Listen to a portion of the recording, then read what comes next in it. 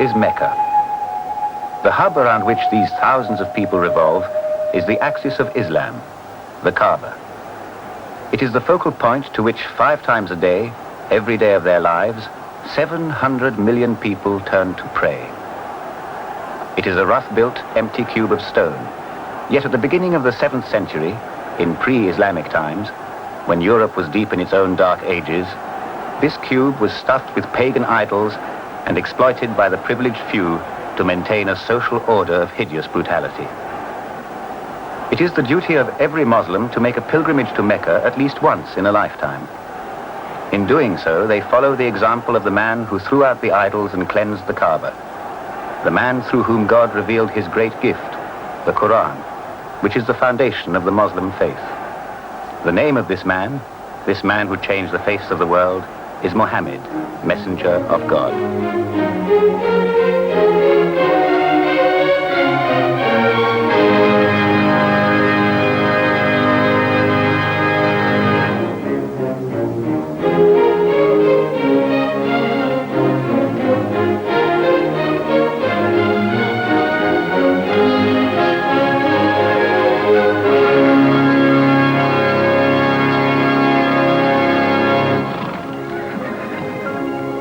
Muhammad, Messenger of God, is now also the title of an epic film. It has not been made by Hollywood, though it draws heavily on Hollywood's technology, techniques, and traditions. Indeed, it is a film that Hollywood said could never be made. Because of the Muslim taboo against idols, Islam would never permit a physical representation of the Prophet himself. But the story of Muhammad, of the triumph of his passionate idealism over violent persecution, has now been told by a Muslim filmmaker, Mustafa Akkad. Well, I did the film because it is a personal thing for me. Besides its production values as a film, it has its story, its intrigue, its drama. Besides all this, I think there was something personal.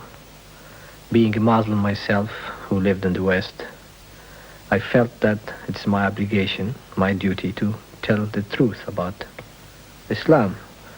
Here is a religion that has a 700 million following, yet it's so little known about it, which surprised me. I thought I should tell the story that will bring this bridge, this gap to the West. Even though there were several attempts by the major studios to do a film about Muhammad, and they failed because they approached it from an angle that they were going to show the Prophet. And this is something very sacrilegious as far as Islam is concerned. They are very strict as far as showing the prophets, not just Muhammad, Jesus, Moses. They feel prophets should not be seen. But I felt I can do it because I understand the subject better and I can do it without showing the prophet. And I contacted a well-known scriptwriter, Harry Craig, who thought, like me, that it could be done. My pleasure, my privilege in writing this film was, in fact, that I was writing into and against the ignorance of the world about this religion, about this man, about the Quran, about what Islam is and what it was. Well, this was easy because it's in the nature of the religion of Islam, because Islam was not a new religion. Muhammad, the whole principle is that what God said to Muhammad had been said to prophets before Muhammad, but people had turned away from it. We have a script after 2 years, and we have the approval of the religious authorities, Al-Azhar University in Cairo, who stamped the script page by page. The next thing is to find a place to shoot the old Mecca, where the story happens.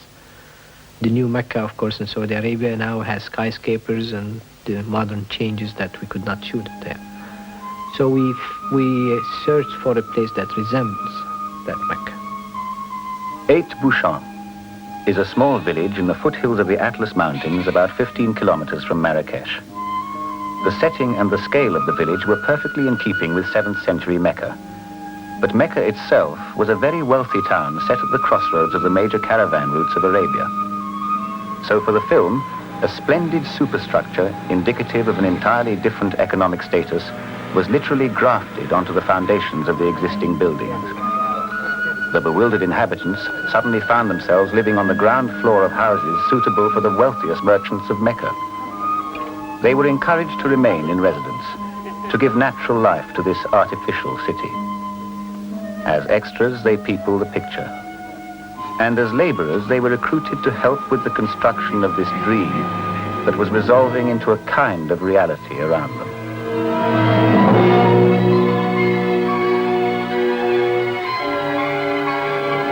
We had 300 men, very unskilled, when we started the set. And after 4.5 months building, I must say they were very skilled. In many countries I've worked in, I must say that the fellows from Egypt are the best, and anywhere in the world I'd always like to have them again. When Muhammad was persecuted out of Mecca, the city of Medina became his base and the site of the first mosque. This too had to be recreated.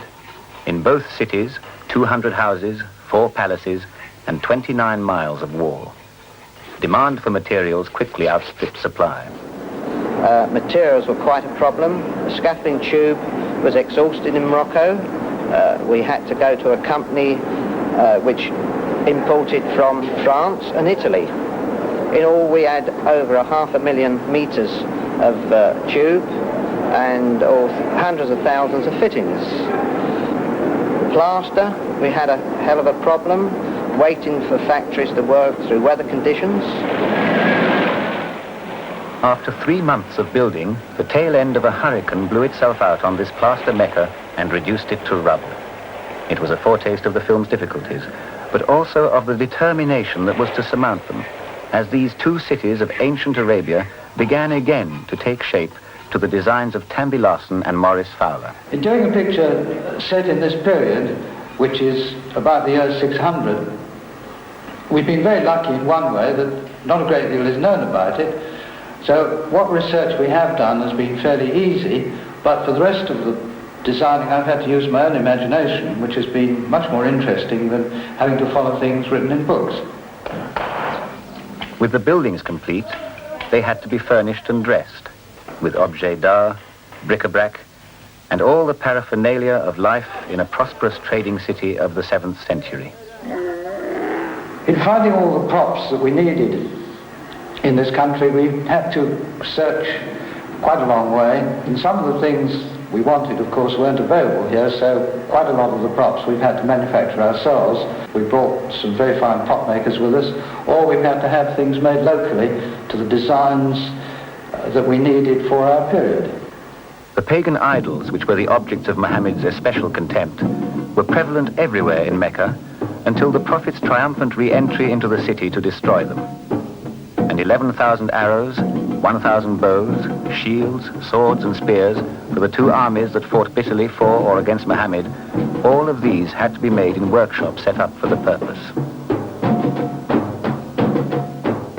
This ancient world was recreated in the course of 4.5 months around the inhabitants of 8 Bouchon. But Islam is their living faith, and distant Mecca is the focus for their daily prayer. And when they realized that this symbol, the Kaaba, was now standing in their own village, and that the village itself had been transformed into ancient Mecca, their astonishment turned to awe.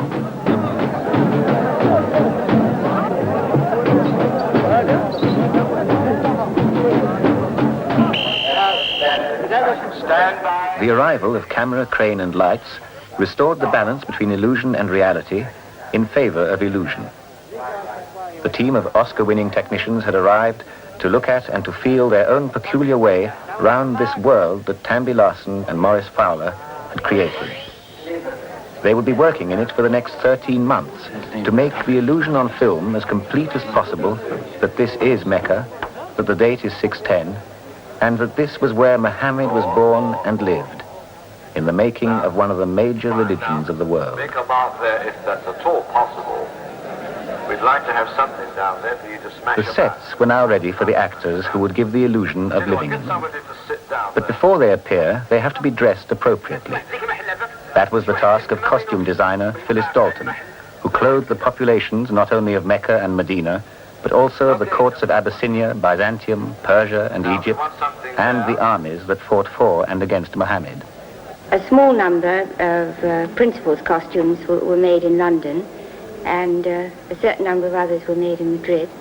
And the rest of them, we've purchased the material in Morocco and have made them ourselves. I think one does have to have a sympathy and a rapport with actors, because I think it's terribly important that you give them clothes to wear that they can then forget about. And if they're happy and comfortable in their clothes and forget them, then their performance will be more convincing, and then you help them and your director. And as my lady can see, ravished to the eye. Yes, 7 links. 20 dinar. Abu Sufyan's wife. 15. I wanted to do 2 versions, one in Arabic and one in English, with complete separate cast, because Arabic and English are 2 separate and different languages. You cannot dub Arabic into English nor English into Arabic. It's very difficult for the lips movement. And when I budgeted the film, I budgeted on the basis that the Arabic version will be extra few takes. But I was wrong. It took us much longer, and there is no way you can learn this from anybody else, because this is the first time done. Because the style of acting in the Arabic is a bit different. It's more dramatic, more poetic, more lengthy. And so we had to change all our style as far as camera setups and lighting setups, and so it wasn't as easy as we thought it would be. خز من الصين يا سيدتي. ناعم الملمس. متعة للعين. نعم، 7 أطوال. 20 دينارا. لزوج أبي سفيان. خذيه بما شئت يا مولاتي. 15.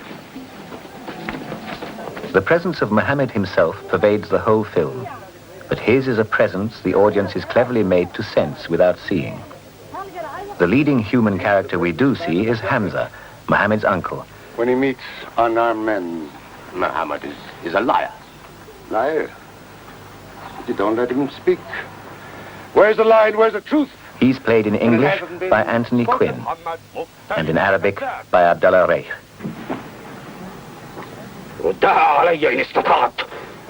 The central personality clash of the story is between Hamza and the leader of the respectable merchants of Mecca, Abu Sufyan, played by Michael Ansara, and Hamdi Reich. The conflict is fomented by the passionate hatred of Hamza by Abu Sufyan's wife, Hind, played by Irene Papas and Mona Wasif. The African slave Bilal, one of the heroes of Islam, was the first muezzin. He was one of the first disciples of Muhammad and is played by Johnny Secker and Ali Salam.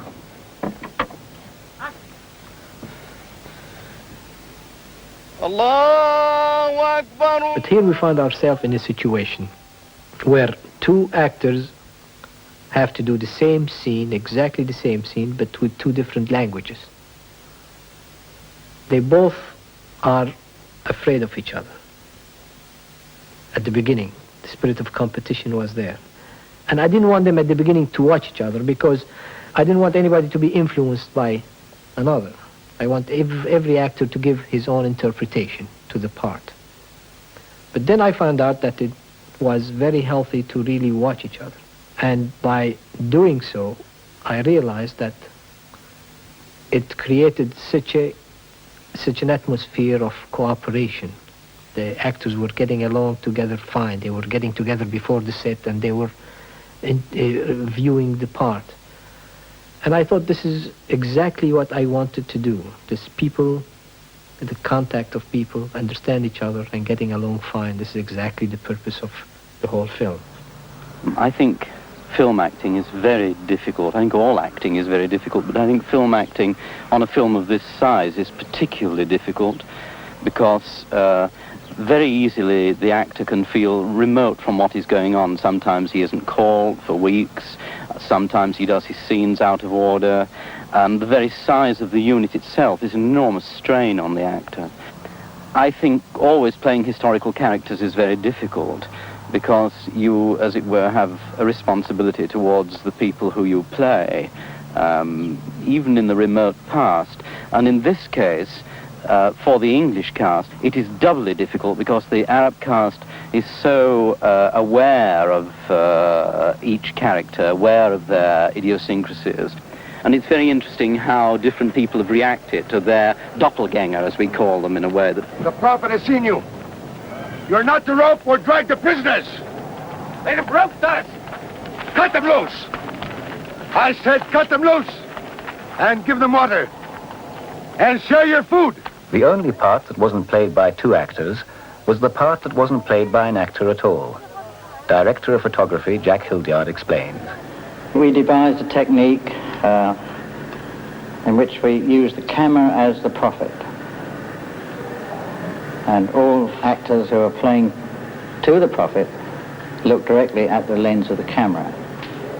We have found that sometimes the prophet had to move, stand up or sit down, and we use our camera just like another actor in the picture. What is the Prophet of God doing? Carrying bricks, eh? Give me that. Look, you are doing too much. Please, go and sit down. We'll do it. So it is through the camera that the audience experiences something of what Muhammad experienced in relation to his fellow men, from the low point of his being stoned and persecuted out of his own city to the high point of his triumphal re-entry at the head of a peaceful march by the thousands of followers who had joined him in exile.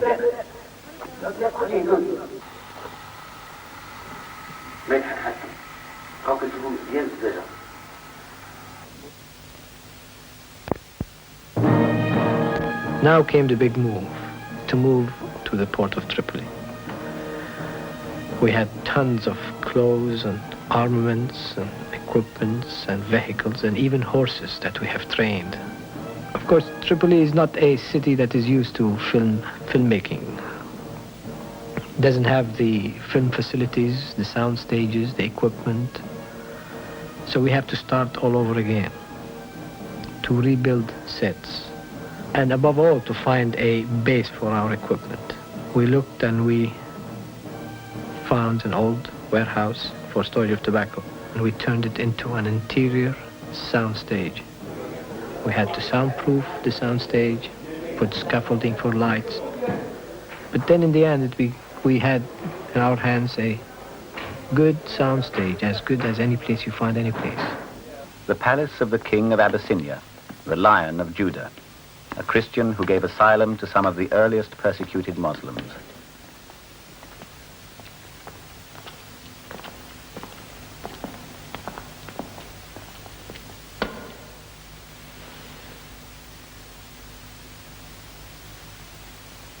Good. Their stiff necks will hang them. God has spoken to us before. Through Abraham, Noah, Moses, and through Jesus Christ. Why should we be so surprised that God speaks to us now through Muhammad? Who taught you those names? They are named in the Quran. I knew Muhammad when he was an orphan minding sheep. And we knew Christ as a carpenter. And from the persecuted to the persecutor. This is the house of Sufyan, the wealthiest and most powerful merchant of Mecca, who saw the Muslims as a threat to the fabric of the social pyramid which sustained him at its peak. Take one. Doesn't Muhammad realize we live by giving housing to the gods? We own the Kaaba. Every year the tribes of Arabia come here to Mecca to pray and to buy from us. Now were we to replace 300 gods with just one, whom we cannot even see, who is supposed to be in Taif and Medina, here in my house, in Jerusalem, on the moon? After finishing the interior scenes in Tripoli, now we have to do the big battle scenes, which we have kept to the end. And for that we need the good weather, good guaranteed sun all the time. We found a place near Sebha. That's 1,000 miles deep inside the Sahara Desert. The government officials were very, very helpful in that area. They have just finished a housing project of flats for the people. And before they give them to the people, they gave us 300 flats. And also they gave us a technical school, newly built. It fit perfect for our base of operation. It has beautiful storage space for our wardrobe, for our sets. We have turned one big hall into a first-class restaurant to when we had brought the cooks, the chefs all the way from England.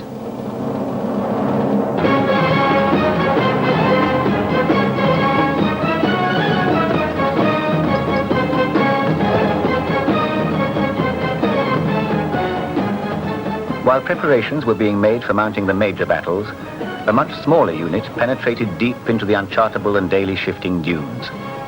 They went to record some of the hazards faced by the first persecuted Muslims, and despite 20th century technology, they faced some of the hazards themselves.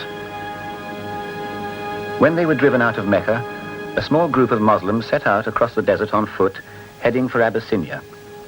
To record the farewell scene between Hamza and the refugees, soundman David Hildyard faced one of the paradoxical problems of the desert, an excess of silence, in which the smallest sound travels for miles.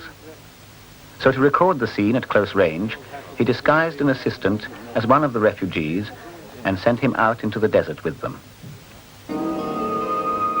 At the height of the day, the sun whites out the desert to a featureless sea of sand.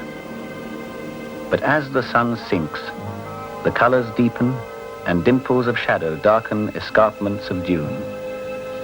In one of these, miraculously, the refugee Muslims find cover when horsemen from Mecca ride out to destroy them.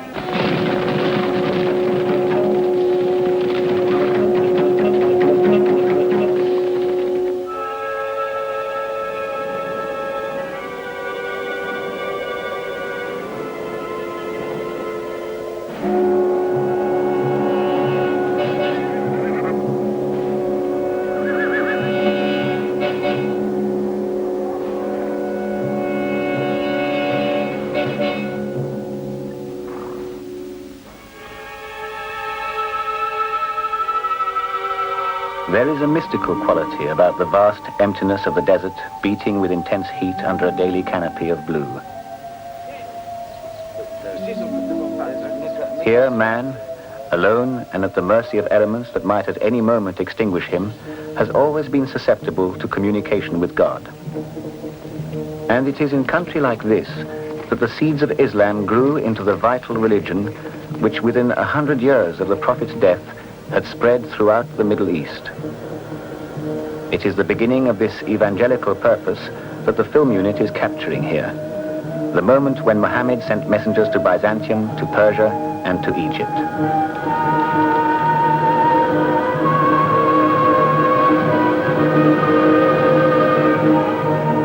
Man's dependence on animals in the desert is a commonplace, and that they should exploit such invaluable beasts in conflict amongst themselves was inevitable. I think over a period of about 6 weeks, I completed the job of finding 100 horses. Getting them to Sebha, of course, meant stabling for 100 stallions, where they've got to be kept separate, as we can't tie them up close to each other. So we built 100 stables and put each stallion in his stable. All food, of course, had to be bought in Tripoli, which was a long way away, put on trucks and taken down to Sebha. Of course, water being the main problem there. There we had some water bowsers which were brought onto location and were filled each day. Of course, naturally we used thousands of gallons of water, where horses have got to be watered 3 times a day, especially when filming. Then, of course, grooms, they've got to be trained, the boys look after the horses, because a lot of them hadn't seen horses before. And eventually they caught on and they turned out to be very good. We had to train the horses to foal and the horses to be ridden by actors. I'll only be about 2 minutes. Yeah, all right. We keep hacking around. Very important, especially with actors' horses. They've got to be right, they've got to be quiet, got to do the right thing on the day. The stunt horses, not such a big problem because the stunt boys know what they're doing and they more or less handle that side of it. Jeff, get to your left, Jeff. None of these horses was a stranger to the idea of a hard day's work. But the kind of general haulage they were used to did not equip them for the roles they now had to play. But they were in the hands of trainers and stuntmen who knew precisely what they wanted from the horses and how to get it. It takes about 2 months to teach a horse to fall, and it pays the stuntmen to train them well, because if a horse falls badly, the broken bones are much more likely to be human than horse. It also pays them to soften up the sand a bit, both in training and before the battle itself. It's a different way of life for the horses, more exciting certainly, and just possibly more enjoyable. Camels, providing you've got the time with camels, you need a lot more patience with the actual camel than you do with the horse. The camel can be a very contrary animal. And then again, I had the experience from previous pictures with camels. And the advantage of a camel is you don't need stabling, you can hobble him and you can tie him out, or just, he's a desert animal anyway. Naturally, over the period we've had all these horses, it's only quite natural that you will get attached to them. Not to one, but to most of them.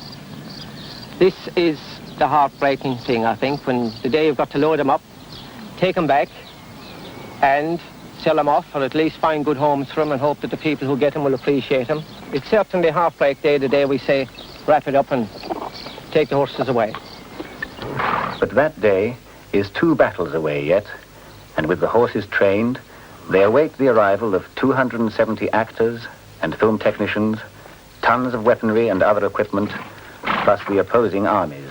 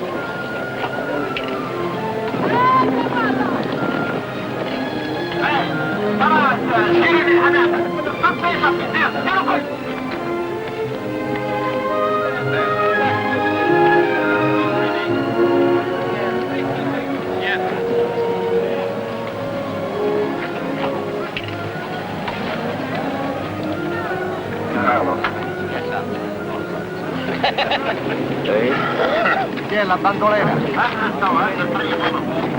Right.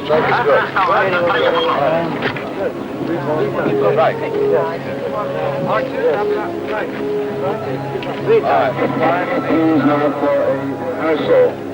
Now let us stop all the camera. Behind the camera. On.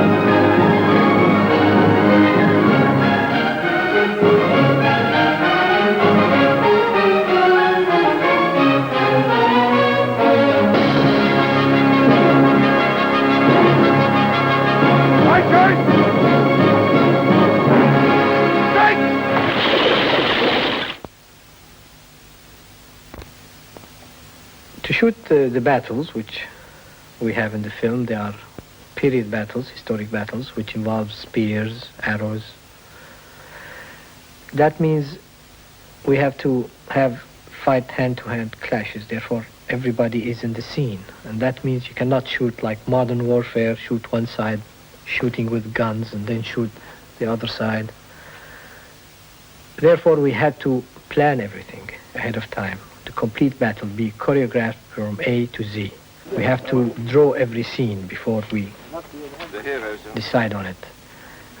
We had to meet with the art director, cameraman, and assistant directors and plan the whole battle like a military operation. The difference is that also here you have to plan both sides of the battle. We were excited that we got the assistance of the Libyan army. But the army is trained on modern warfare. So now here we come to teach them on the old sword and arrow fights. It hasn't been easy, but it helped us, of course, tremendously with disciplined soldiers rather than using just normal extras.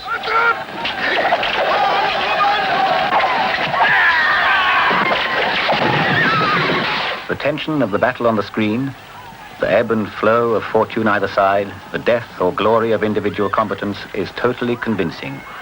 It seems to be all spears and arrows and hubbub and turmoil, the hideous cacophony of actual conflict. But behind the camera, the story is a little different. The fight arrangers skillfully ensure that no one actually gets hurt, least of all themselves.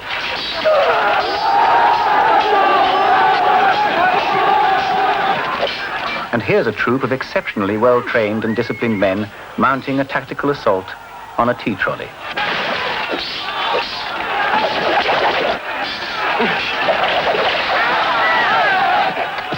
Nor are the effects of deadly arrows quite what they seem.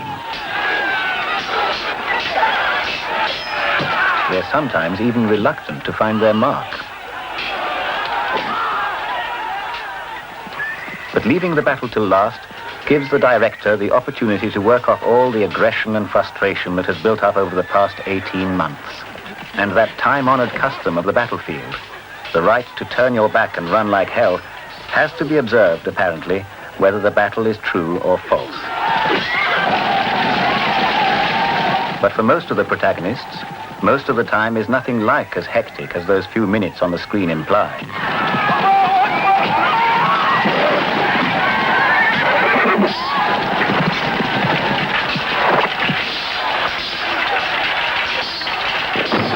There's plenty of lying around on the endless beach, waiting in vain for the tide to come in. There is even time for the star to talk to Mohammed Sanusi, the associate producer, about the art of filmmaking. People, where can the Mohammed go?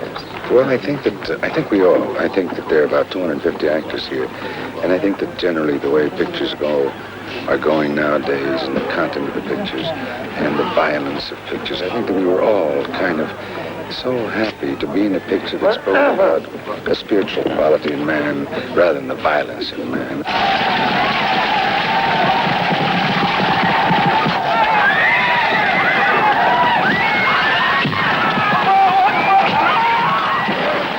And you just can't help taking your hat off to some of the heroes.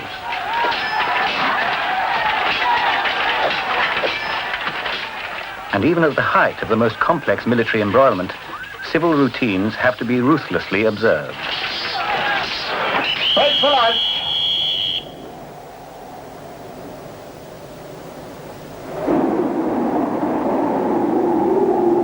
But whatever activity was going on, either in front or behind the camera, there was one element that put a temporary stop to everything.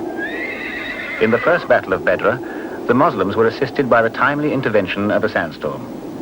This second Battle of Bedra was frequently and frustratingly interrupted by the same phenomenon. It seemed the wind's purpose was to sandblast this human blemish, this vast film unit, off the smooth face of the Sahara. If that was its intention, it failed. But it certainly held up shooting with its blinding, cutting fog of sand. And yet, when the real thing was required for the story, it had to be provided under controlled conditions by an old Second World War Spitfire engine.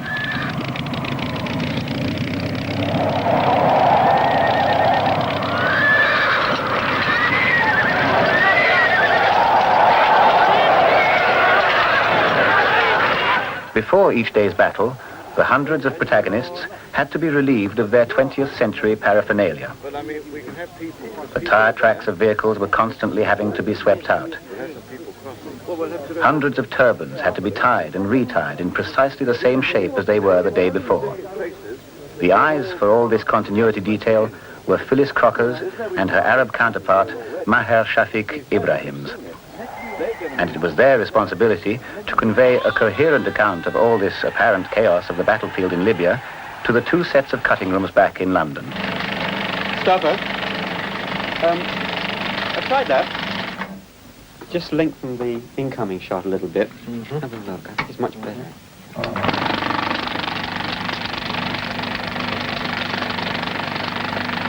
It's a big army. It's better, isn't it? I had Hussein and I talked about it on the Arabic version as well. He's going to try it. I think he's just set it up next door. Here, the two films, made by separate casts but filmed by the same unit, were finally separated into two versions by English editor John Bloom and his Arab counterpart, Hossein Afifi.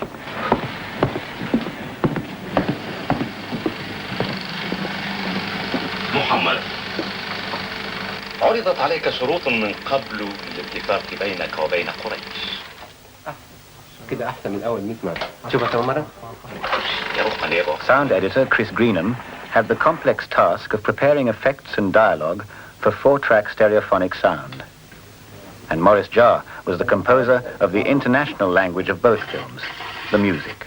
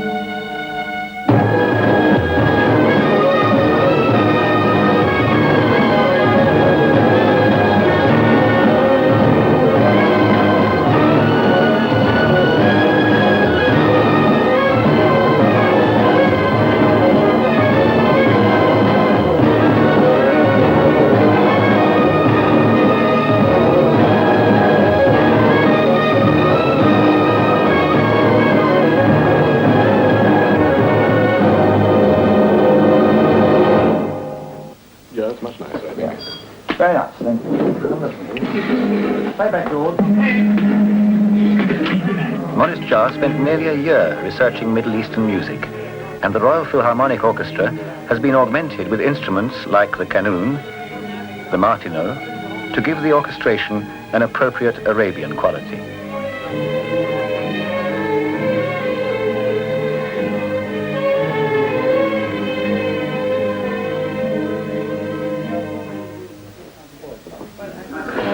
You play exactly the same intensity you have played before.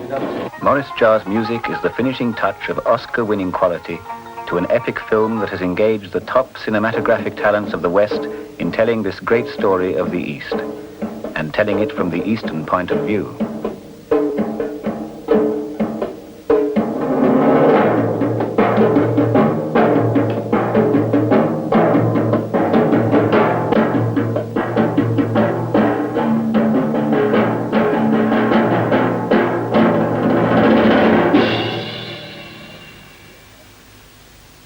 Yes, I would do it all over again.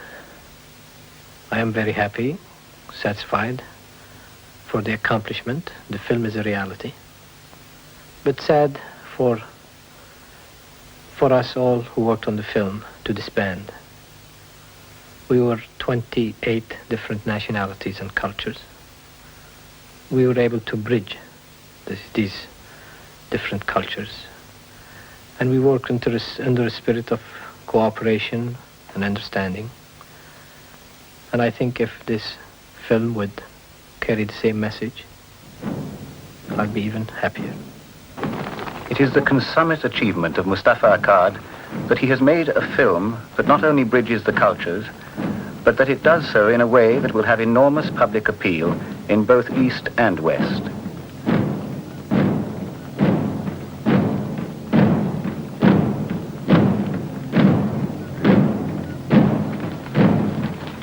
As the Muslims re-enter Mecca on the first pilgrimage, it is Bilal, the first muezzin, who climbs the Kaaba and makes the first call to the faithful from Mecca itself.